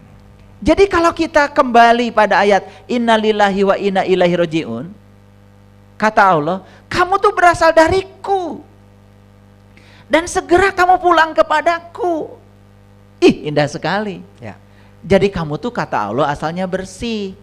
Singkirkan semua yang menghalangi itu, kamu akan melihat kamu bersih. Bersih nggak usah kamu cari, karena sudah disediakan. Nah, sang keberadaan ini tidak menyediakan penyakit, tidak menyediakan penderitaan. Tapi kalau ada orang yang meyakini bahwa penderitaan dan penyakit itu dari dia, ya sudah, gak sembuh-sembuh. Gak sembuh-sembuh. Karena dia meyakini kalau sakit itu dari dia. Padahal di Quran dikatakan, fa iza maridtu fahuwa yashfin. Apabila aku sakit, dia yang menyembuhkan. Sakitnya dari aku, tapi sembuhkan dari dia. Paham nggak maksud saya? Ya. Nah, kalau semua manusia, Kang Yudi, tahu rahasia ini, tahu rahasia sang keberadaan, sang kehadiran ini, tahu rahasia alhamdulillahi Rabbil alamin, tahu ini,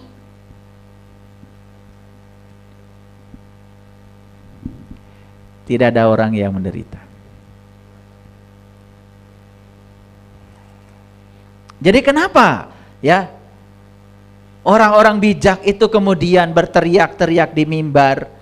Bukan karena dia ingin dipandang oleh orang lain dia bijak, bukan ini dipandang oleh orang lain kalau dia banyak ilmu, tidak. Dia ingin membagikan rahasia ini kepada orang lain yang sudah dia rasakan. Orang sadar naik gunung bukan ingin lihat dunia, tapi dia ingin melihat dunia. Kan ada orang naik gunung ingin dilihat dunia, bawa bendera, nyampe di puncak. Ya. Kayaknya Kang Yudi dulu gitu ya. Iya, Ya. sekian MDPL Ya. itu kebanggaan ya. Pasang bendera. Ya. Sekian MDPL lagi pasang bendera. Yes. Diberitakan di medsos kalau saya sudah menundukkan gunung kan gitu. Yes. Ya. Biasa anak muda Saya ya. curiga jangan-jangan dia naik gunung ingin lihat dunia. Ya. Tapi orang bijak naik gunung ingin melihat dunia. Ingin melihat dari ketinggian. Ya. Ingin melihat sesuatu ruang yang kosongnya lebih banyak. Karena ternyata itu lebih indah. Ya sama. Bapak Ibu belajar kitab suci. Ingin dilihat orang atau ingin merasakan penderitaan orang? Kan lain niatnya kan? Betul nggak? Iya, sangat berbeda. Ada orang jadi pejabat, ingin dilihat rakyat atau ingin melihat rakyat? Beda kan? Yang ingin dilihat rakyat, coba lihat, merasa paling penting. Betul nggak? Ya. Tidak siap turun. Ya kan? Selalu ingin berada di posisi itu. Ya toh? Nah, yang mengendalikan udah pasti itu bukan kesadaran, itu pasti ego. Tidak siap dikritik. Ya? Gitu. Tapi kalau mereka yang ingin melihat rakyat, beda.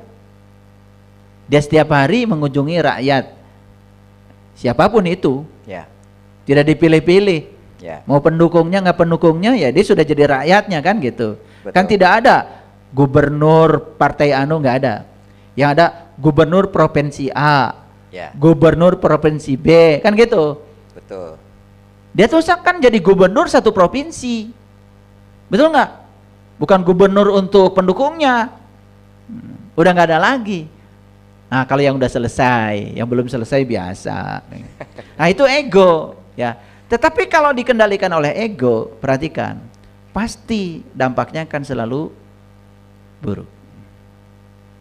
Bisa ya? Bisa. Ini latihan-latihannya sudah saya berikan nih. Jadi latihannya dari hal kecil aja. Gimana? Sudah, kalau makan jangan pegang HP. Kalau makan, ya makan aja. Dan kalau makan jangan ngobrol. Ini saya ingatkan berkali-kali ya. Karena banyak ketika sedang makan nyamperin saya, mohon izin ya sambil makan boleh ngobrol. Aduh. Ya. Kan kita kalau makan ngobrol, kan mulut kita sedang menikmati makanan. Izinkan mulut sedang merasakan semua rasa-rasa yang dari hasil karya semesta ini, supaya kita bisa sampai di keberadaan. Bapak Ibu, makan saja kalau dengan kesadaran, kita pulang loh. Ya. Pulang di kesadaran. Nangis pasti. Ketika kita mau menelan makanan, kok hebat ya. tubuh ini otomatis bisa menelan. Betul nggak? Ada orang di mana menelan aja susah, itu bisa meninggal beberapa hari karena saraf menelannya tidak hidup. Nah, kita tidak pernah menyadari betapa mengagumkannya tubuh ini. Tanpa diperintah bisa melakukan semuanya. Kita memasukkan makanan ke dalam lambung kita, diproses, mana buat darah, mana buat tulang, mana buat jantung. Coba Bapak Ibu, ada yang pernah sakit nggak? Kemudian minum obat, betul nggak? Kok obat itu tahu dia buat bisul? Ya. Nggak salah alamat. Nggak salah alamat, dianterin ke bisulnya, betul nggak? Apa Bapak Ibu kemudian susah payah gitu ya, habis minum obat terus dipencerong gitu, ya nepi itu kan bisul sampai bisulnya kering. Coba, cerdas bukan tubuh ini? Tapi berapa banyak orang yang mengagumi kedahsyatan tubuh ini? Kenapa? Karena saat dia datang dimanapun dia tidak hadir. Dia memandang tapi tidak melihat. Dia mendengar tetapi tidak menyimak. Buat apa kalian pergi ke gunung berkali-kali, pergi ke laut, ke pantai berkali-kali? Udah capek-capek jauh ke Pangandaran, perjalanan 5 jam. Sampai di situ cuman laut. Gitu aja.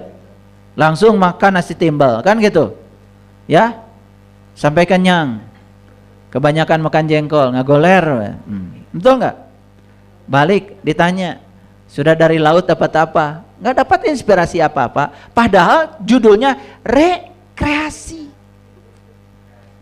Rekreasi, kreasi dari creation. Creation itu kan mencipta. Recreation itu artinya mencipta ulang. Ya. Harusnya kalian pulang dari gunung, pulang dari laut. Ada penciptaan ulang dalam diri. Ada sesuatu yang baru dalam diri. Karena tidak disadari, nggak ada apa-apa. Betul apa tidak? Betul apa tidak? Iya, coba. Padahal healing ya. Istilahnya Judulnya healing ya. Ya. Heal kan berarti kan? Ya, healing, ya relaksasi. Betul. Tambah tegang malah. Betul nggak? Iya, karena apa? Karena pergi dengan ego. Begitu macet, marah-marah. Betul nggak? Iya. Tidak bisa menikmati. Macet marah-marah. Karena apa? Karena saat macet, tubuhnya ada di situ, tapi pikirannya sudah di Pangandaran. Betul nggak? Tapi kalau pikirannya hadir juga di situ, menikmati, ya sudah. Setel aja musik yang enak, mau joget-joget. Betul nggak? Ya nggak usah mikir Pangandaran, pikirin aja sepenuhnya ketika sedang ada di mobil itu. Sudah damai, hadir sepenuhnya. Nah, mulailah dari latihan yang kecil-kecil seperti itu. Saya juga bisa punya kesadaran seperti sekarang ini nih, bukan sesuatu yang di simsalabim, tidak Bapak Ibu. Proses melatihnya pelan-pelan, karena dalam spiritual tidak ada revolusi. Di spiritual itu harus ada evolusi. Semua prosesnya bersifat evolutif. Makanya kuncinya dalam spiritual, tidak usah bergerak cepat. Yang penting bergerak maju. Gitu, ya. Tidak usah menjadi yang terbaik, tetapi menjadi versi terbaik saja dari dirimu sendiri. Spiritual kan begitu. Siapa yang mencari, siapa yang mengejar, malah dia tidak akan sampai. Tapi siapa yang berhenti mengejar, malah dia sampai. Itu spiritual. Spiritual itu kelihatan seperti paradoks. Ya. Kita cari rezeki, jamnya istirahat. Jamnya ngasuh anak. Jamnya ngantar cucu aja. Jangan sok sibuk. Tetapi cukup. Mereka yang terus mengejar uang, cucu minta diantar, kakek sibuk, nah. Anak minta makan di restoran, gak bisa, sibuk. Ingat ya, saya kasih tahu, orang sibuk tuh gak sukses. Ini yang saya ngasih pengumuman aja sama yang suka sok sibuk ya. Bukan suka, wah saya sibuk. Kalau orang yang cerita sibuk itu udah jelas, gak sukses itu. Ciri orang sukses itu gak sibuk, tapi cukup. Kenapa? Jeda. Ya. Ada jeda. Belajar bertindak tanpa memaksa. Boleh punya mimpi? Boleh. Boleh punya target? Boleh. Ya, boleh punya cita-cita? Boleh. Tetapi tidak melekatkan diri pada target, pada hasil, pada pencapaian. Tidak. Dia hanya bertindak tanpa memaksa. Itulah karma yoga. Itulah Islam sebetulnya. Islam itu bertindak tanpa memaksa. Makanya tidak ada paksaan kan dalam agama? Ya. Nggak ada paksaan, la ikraha fiddin. Nggak ada paksaan. Karena agama itu urusan kesadaran. Dan kesadaran itu urusan pribadi. Kesadaran itu seperti memecahkan telur dari dalam. Pasti akan jadi anak ayam kan? Kalau memecahkan telur dari luar kan pasti cuma jadi dadar telur. Betul nggak? Umurnya pendek. Ya, sebentar mengenyangkan perut, sebentar juga terab. Betul nggak? Iya, setelah itu ngantuk. Luar biasa ya kalau kita kupas. Jadi kembali lagi pada topik kita, ya. Menemukan pusat kendali dalam diri. Jadi kompetensi yang dibangun oleh saya adalah bagaimana Bapak Ibu dengan proses yang lambat tetapi maju, suatu saat bisa menemukan pusat kendali itu di dalam diri. Dan ketika pusat kendalinya benar-benar sudah hidup, dia akan bisa mengendalikan semuanya. Bukan membunuh, bukan mematikan, tetapi mengendalikan. Semua yang terkendali pasti aman. Semua yang terkendali pasti bagus. Lihat listrik ini. Kenapa nyalanya sekarang bisa kita nikmati? Terkendali. Tegangan listriknya 220 volt. Ya, tertulis di bohlam itu 60 watt. Apa artinya 60 watt? 60 watt itu adalah 60 joule per detik. Artinya lampu ini akan terang normal seperti sekarang kalau energi yang diberikan pada dia 60 joule per detik. Itu disebut dengan 60 watt. Tegangannya harus 220 volt. Tapi kalau tidak terkendali tegangannya, tiba-tiba ada tegangan 400 volt, mati. Ya. Mati. Ya. Apalagi ada konsleting. Ya. Ada arus pendek. Terjadi kebakaran. Ada listrik tapi tidak terkendali, malah jadi kebakaran. Ada listrik terkendali, jadi kipas angin, jadi lampu, jadi suara saya bisa dikeraskan, suara Kang Yudi bisa dikeraskan. Semua yang terkendali menimbulkan harmonisasi. Semua yang tidak terkendali pasti menimbulkan kehancuran. Jadi sekarang ngerti nggak Bapak Ibu? Kenapa banyak kehancuran dalam hidup Bapak Ibu? Tidak terkendali. Jawabannya apa? Karena tidak terkendali. Kenapa tidak terkendali? Jawaban berikutnya apa? Karena pusat kendali lumpuh. Betul? Ya. Kenapa pusat kendali lumpuh? Karena tidak diurus. Boro-boro diurus ya, dikenali pun tidak kayaknya. Dan kenapa pusat kendali lumpuh? Karena dilumpuhkan oleh yang tidak terkendali. Makanya perhatikan saya. Kan saya sudah bilang, sekalipun pusat kendali itu sudah ditemukan. Awas. Tidak semua hal dalam hidup bisa dikendalikan. Masih ada tugas baru lagi. Tugas lanjutan. Mana yang bisa kamu kendalikan dengan pusat kendali itu, mana yang tidak bisa kamu kendalikan. Yang tidak bisa dikendalikan, lepas. Jangan dikontrol. Mencoba mengendalikan yang tidak bisa dikendalikan, sekalipun pusat kendalinya sudah ditemukan, maka kalian tidak akan pernah bisa mengendalikan yang tidak bisa kalian kendalikan. Nah sekarang, begitu kita sudah menemukan pusat kendali diri dalam diri, tugas berikutnya adalah memilah mana yang bisa dikendalikan, mana yang tidak bisa dikendalikan. Ternyata yang bisa dikendalikan dalam diri kita cuma 3. Pikiran kita bisa dikendalikan, ya. Perasaan kita dan sikap kita. Kan ada hubungan erat dengan yang 4 tadi. Ya, betul. Bayangkan sekarang. Pusat kendali belum ditemukan. Ya. Baik yang bisa dikendalikan, apalagi yang tidak bisa dikendalikan, semakin tak terkendali. Ya. Betul nggak? Yang sudah menemukan pusat kendalinya saja belum tentu bisa mengendalikan semuanya. Hanya dibatasi untuk mengendalikan yang bisa dia kendalikan. Bayangkan. Tetapi ada keajaiban di semesta. Begitu kita menemukan pusat kendali dalam diri dan mencoba mengendalikan yang bisa kita kendalikan, yang tidak bisa dikendalikan jadi terkendali. Ya. Itu hadiah dari semesta luar biasa. Ini paradoks. Berbeda dengan kebanyakan orang berpikir. Ini hanya bisa diselami oleh mereka yang mau menyadari keberadaan. Ternyata keberadaan itu ya tak terjelaskan. Walaupun saya sebut keberadaan, bukan berarti sebutan saya menurunkan derajat dari keberadaan itu sendiri.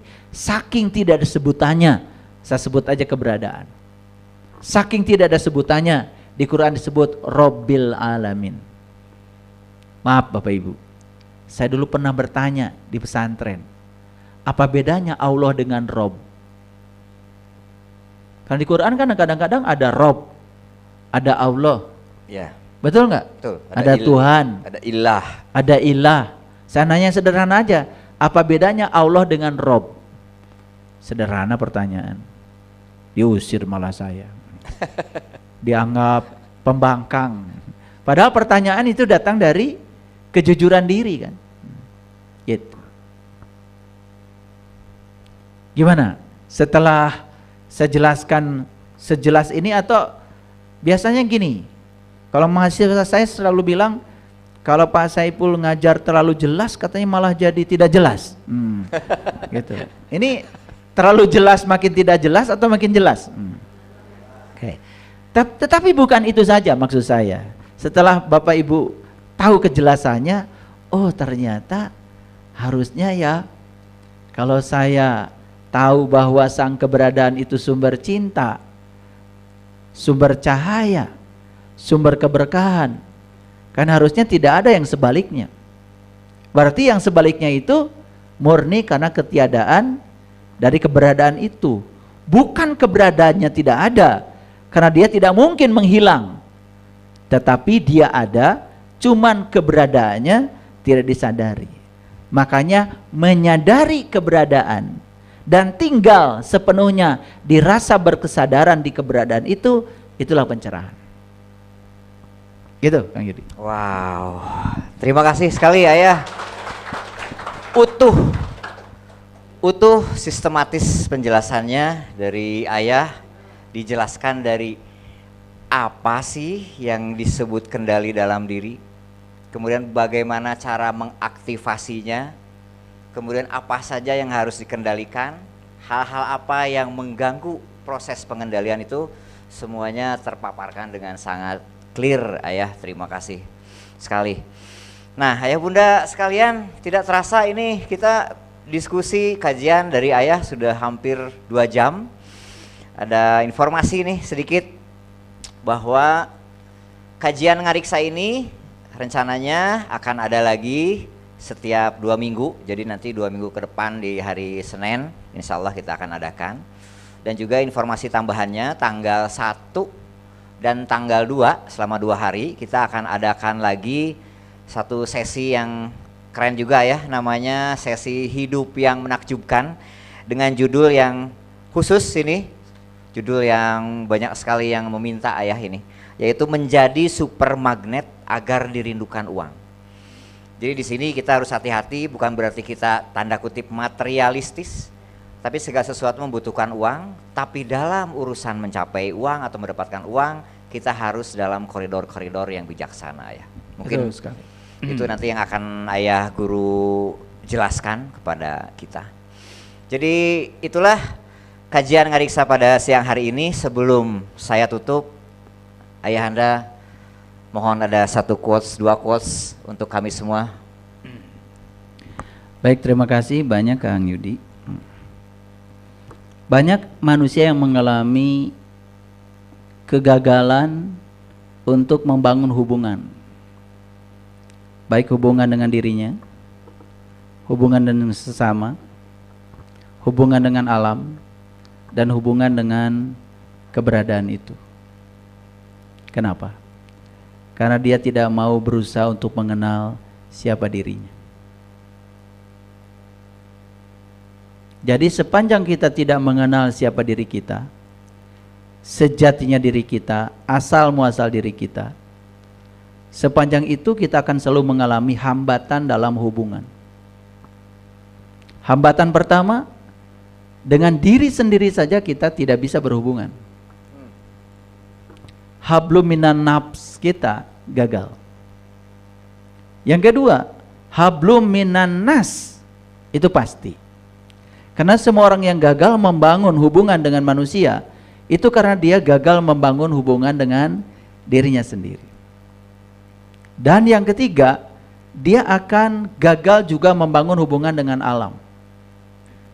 Dan siapapun yang sudah gagal membangun hubungan dengan alam, mohon maaf, alam tidak lagi merawat dia. Padahal dia butuh alam. Semua makanan dari alam, semua kebutuhan hidup dari alam. Tapi alam pun sudah enggan merawat dia, karena dia tidak punya hubungan dengan alam. Dan lebih parah lagi, ketika kita sudah tidak punya hubungan dengan keberadaan, mau pulang kemana kita? Satu kuncinya, kenali jati diri kita. Maka kita akan bisa membuka semua rahasia semesta, termasuk juga rahasia hubungan. Terima kasih. Baik, terima kasih Ayah. Saya juga izin mau menambahkan satu quotes untuk pribadi saya dan buat dibagikan Ayah Bunda sekalian. Quotesnya diambil dari Ayah juga. Sadarlah, hadirlah di sini saat ini sekarang. Karena itulah bagian yang terbaik dari kita mensyukuri akan kehadiran semesta, kehadiran sang keberadaan yang menjelma menjadi realita dan peristiwa. Nikmati itu semua. Hatur nuhun. Assalamualaikum warahmatullahi wabarakatuh.